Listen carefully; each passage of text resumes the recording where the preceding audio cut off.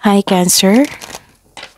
Welcome po sa ating channel at ito ang inyong Multi-Gabay Tarot Reading for June 2024 para po kay Cancer. Please be reminded, kung nakaresonate kayo, comment down. Kung hindi kayo nakaresonate, ibigay niyo po sa iba kasi general reading po ito.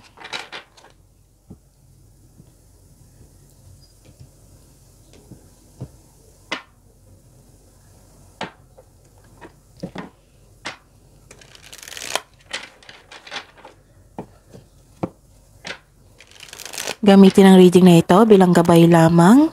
Please like, subscribe, and click the button for notification para updated po kayo sa daily tarot reading natin.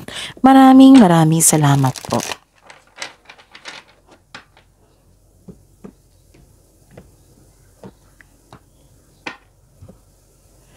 Spirit's Guide.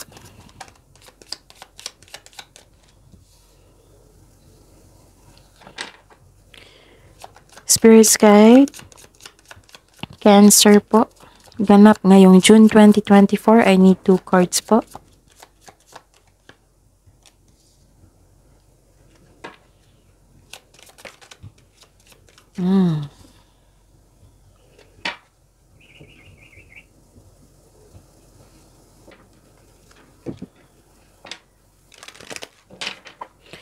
Message pa para kay Cancer ngayong June 2024.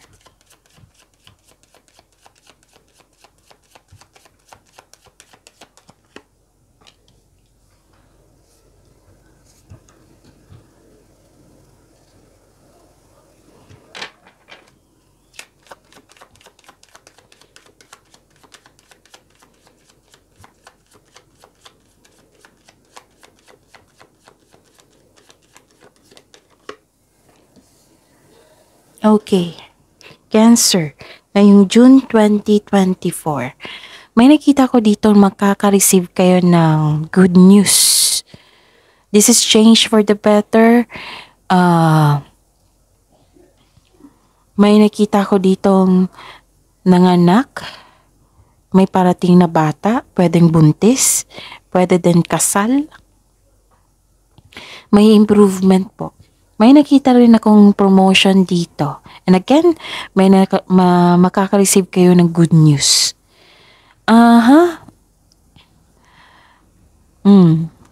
In-announce nyo ito sa isang grupo.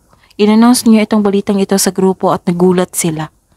Na-shock sila or na-surprise. At nagkaroon po ng movement. Tapos may nakita ko dito na di ba may change for the better that is considered as a new beginning? Kasi dalawang card na po ang nagsabi dito na may new beginning. Tapos may humihingi ng attention dito. Pwedeng inner child nyo ito or isang bata. Humihingi po siya ng time. And may nakita ko dito na may nakita kong harvest din. Harvest sa trabaho, pwedeng sweldo ito, pwedeng may nakuha kayong maraming orders, pwede ganyan. So I consider this is money kasi harvest eh. Pero may nakita ko dito na relationship, nagkaroon ng separation, disconnection, nagkaroon ng tampuhan, and mag-ingat po kayo sa matutulis na bagay ha. Kasi may nakita kong sharp edges dito, baka masugatan po kayo, okay? Mag-ingat po kayo. And ang mensahe po para sa inyo is set your goals. And get ready for positive change which is sinabi din dito. So may magaganap na positive change talaga sa inyong buhay ngayong June 2024. I think birth month nyo ito, Cancer. Tama ba ako? Okay. So may positive changes ha? Claim nyo yan.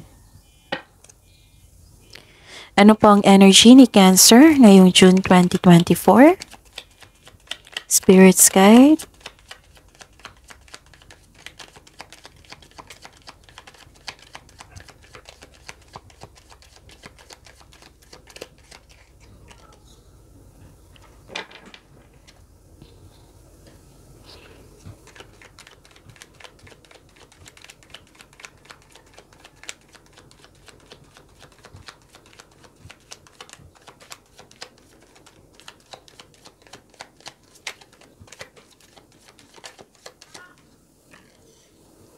Okay. By the way, Cancer, marami kong suki dito ng Cancer. Sa mga suki ko na humihingi ng gabay, monthly gabay, nais kong ipaalam sa inyo na open na po yung June 2024 monthly gabay tarot reading natin. So, PM nyo po ako for schedule. At sa mga bago dito ng Cancer na gusto magpa-personal reading, nakikita nyo yung video nyo ito and may nakapost dyan na June 2024 para kay Cancer. So, sa baba pa niyan, may nakapost na link. I-click niyo po yung link na yan para ma-message niyo po ako for inquiry and for booking. Maraming salamat po. Pasensya na sa boses ko ngayon, Cancer ha, kasi may sipon po ako. So, focus po kayo sa mensahe para may makuha kayong gabay. Okay. May success. Oo. May success. May nakita kong success dito. Pero, nagkaroon ng delay. So, ano ang gagawin na magkaroon ng delay? Exercise your patience. Make yourself busy. Kasi darating naman ito. Nagkaroon lang ng delay. It might be may dahilan talaga na nagkaroon ng delay.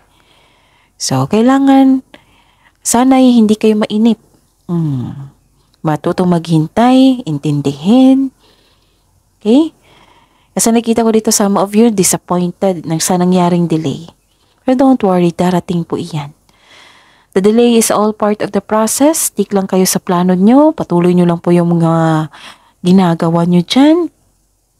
You're almost there. Huwag kayong mag-give up. Okay? And huwag kayong magsabi ng mga negativity ha. Kasi mas lalo yung magkakaroon ng delay. Kasi yung negativity is magkaka-create ng blockages. Yan yung magka-stop sa blessings na parating sa inyo. So, huwag kayong magsalita ng mga negativity. Instead, positive affirmation, positivity, attract kayo ng positivity, okay?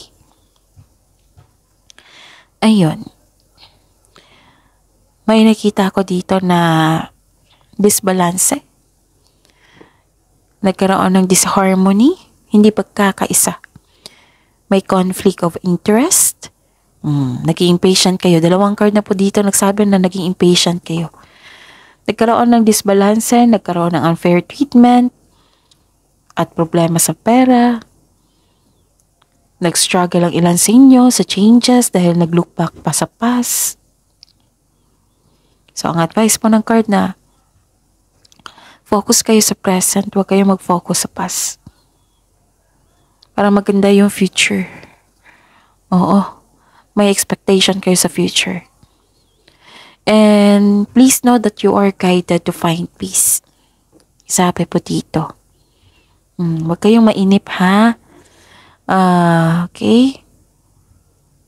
Kung hindi nagkaroon ng pagkakaisa, instead na magalit, i-pray nyo. I-pray nyo na magkaroon kayo ng or surrender nyo lahat ng worries nyo kay God, then ask for divine assistance, which is nakita ko naman dito na you are guided to find peace. Ayun. So, halbaan nyo lang po ang pasensya. I-pray nyo po yung taong yun na nagbigay ng sakit ng ulo sa inyo. Okay? Instead na magalit sa kanya.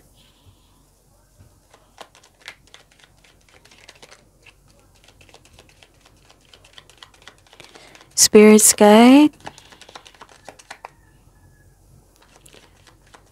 Career and money po ni Cancer ngayong June 2024.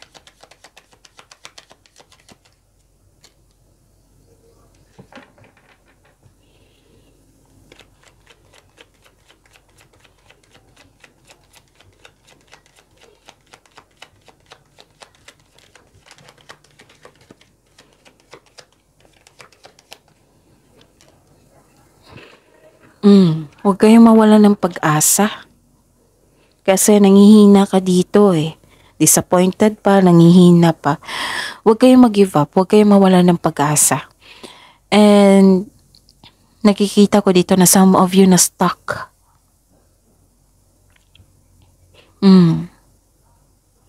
Nakikita ko dito, some of you nagtatrabaho sa isang kumpanya na hindi mo gusto at nawalan ka ng pag-asa. O baka natakot kayo na umalis sa posisyon nyo kasi ayaw mong mabigo o magkamali sa desisyon mong mag-level up. Ilan sa inyo may problema sa pera? Pero don't worry kasi may nakita naman akong harvest dito. And this card tells you na humingi ka ng guide kay God. Para mapalaya mo ang sarili mo sa takot na nararamdaman mo ngayon. Kasi you're feeling stuck. Parang nakatali sa isang bagay, sa isang tao. Nakikita ko dito na na-stress na kayo. Okay? And you are feeling hopeless dito. Huwag kayong mawala ng pag-asa. Darating yan kung tungkol ito sa delay. Darating yan. Kasi delayed success Success pa rin yan. Okay? And ayan. Be confident. Kasi napahinaan ka ng loob dito, nagkaroon ng lack of self-confidence, which is tamang-tama sa mensahe dito na set your goals. Be confident and have courage. Get ready for positive changes. Huwag kayong mag-give up. Kasi dalawang card na po nagsabi dito na gusto nyo nang mag-give up. Kasi inspiration is on the way po. Huwag kayong mag-give up. Magkakaroon din ng healing. So the advice is be inspired, dreams to come true. Okay?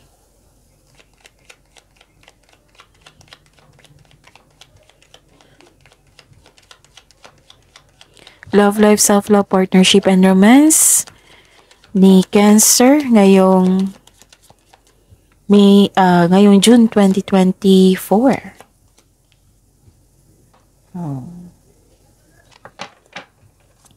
And the clarification po.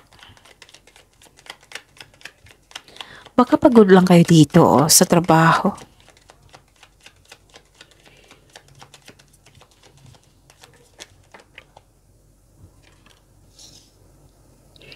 Marami kayong iniisip. Nakakulong kayo sa inyong isipan. Marami kayong iniisip hanggang sa nagkaroon ng pagsuko.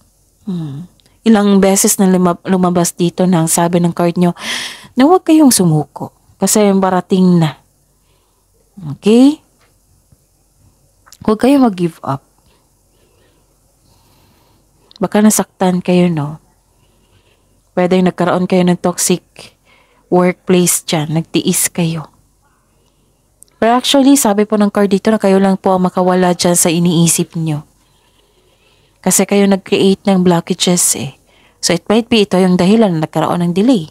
So kailangan makawala kayo dyan.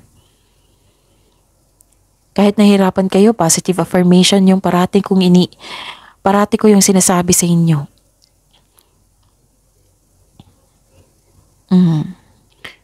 Ayun. So, proceed tayo sa love life, self-love, partnership, and romance.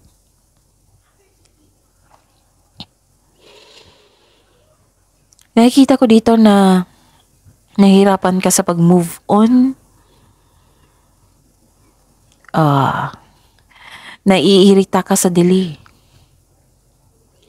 May delay sa plano, sa travel, sa lipat bahay. May bumalik din sa past. Kaya, ayun. Nahihirapan ka sa pag-move on. Pwede naalala nyo ito or literal talagang bumalik sa inyo. Okay? Nagkaroon ng hindi pagkakaisa dito.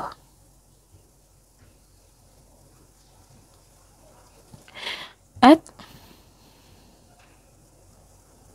nangihina din kayo, disappointed din kayo kasi may nakita ako dito ng criticism at defensiveness.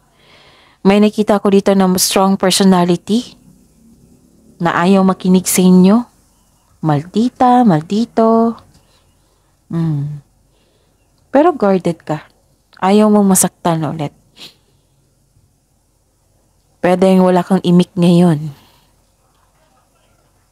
Pinaprocess mo yung nararamdaman mo. Magkakaroon ng hope and healing if you are willing to move forward. So, maghanda. Maghanda po. Be confident. Kailangan makawala kayo dyan sa nararamdaman nyo. Kasi may parating na bagong pag-asa, positive changes. Ilang cards na kasi nagsabi dito. So, ito pala yun. Oo. Bakit may lumabas dito na third party? Pwedeng yung maldita na yan or maldito ay may issue sa parang pumasok siya sa third party. Kaya hindi maganda ang kanyang energy ngayon at dinahamay kanya. Nako. Pero guarded naman kayo dito. Ayaw mo nang masaktan. Cheer up po. Cheer up. Cancer. Kaya yan. Dito pa lang may good news na. May positive changes na. Pakawalan mo na yung sarili mo. Free yourself.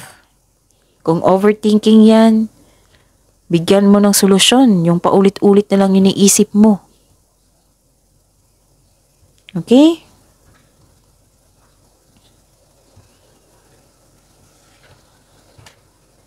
Unahin mo yung sarili mo. Kung malungkot ka, hayaang magdalamhati. Humanap ng suporta. Make yourself busy. Ang importante sa lahat, magpatawad. Matuto mula sa iyong mga pagkakamali. Okay? Pag-usapan.